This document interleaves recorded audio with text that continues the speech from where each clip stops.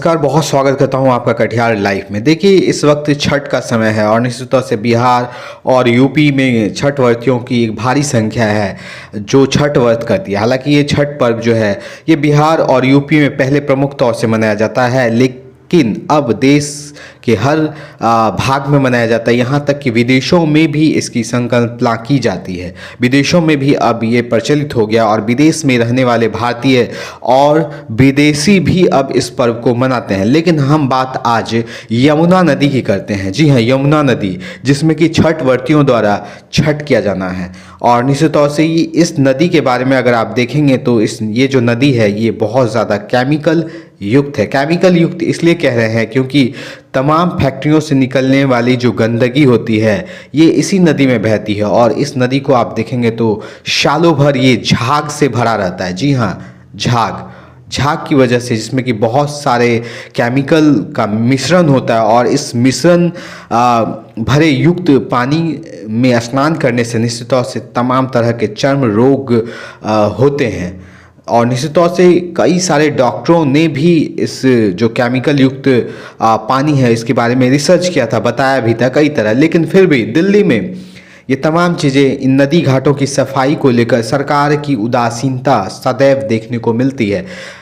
कोई पहली दफ़ा नहीं है कि दिल्ली में ये नदी चर्चा में आती है। हर बार ये नदी चर्चा में आती है और चर्चा में आने के बावजूद ये छठ के समय चर्चा में आती है और उसके बाद लोग भूल जाते हैं। फिर लोग वोट बैंकिंग की तरफ चले जाते हैं, राजनीति की तरफ चले जाते हैं। लेकिन नदी घाटियों की सफाई के लिए जो एक अभियान होना चाहिए, चूँकि यमुना नदी बिल्कुल राजधानी में है, लेकिन फिर भी इस नदी की तरफ ना केंद्र सरकार का ध्यान जाता है और ना ही राज्य सरकार का ध्यान जाता है कि किस प्रकार से यमुना नदी को साफ कराया जाए। हालांकि जब छठ आता है तो केंद्र सरकार और राज्य सरकार दोनों के बीच खींचातानी होती है, राजनीति होती है, खूब चर्चाएं होती हैं, नदी घाटियों को लेकर चुनौतियां दी जाती हैं। लेकिन कहीं ना कहीं नदियों की सफाई को लेकर किसी का ध्यान नहीं जाता और यही कारण है कि नदियों की जो गंदगी है वो बहुत ज़्यादा होती है।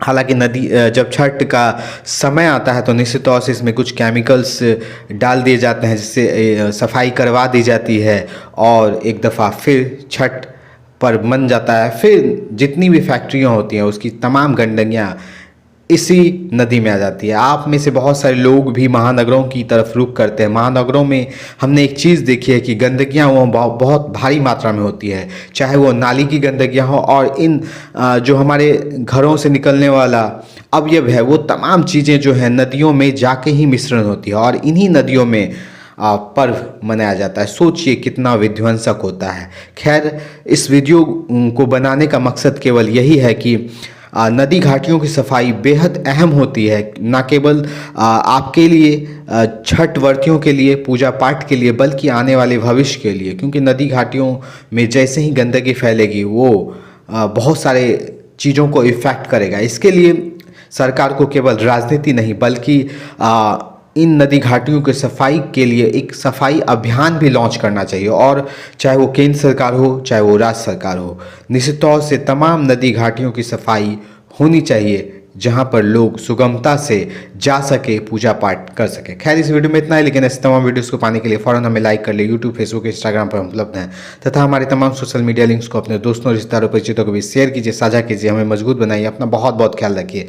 बने रहिए हमारे साथ और देखते रहिए कटिहार लाइव। शुक्रिया।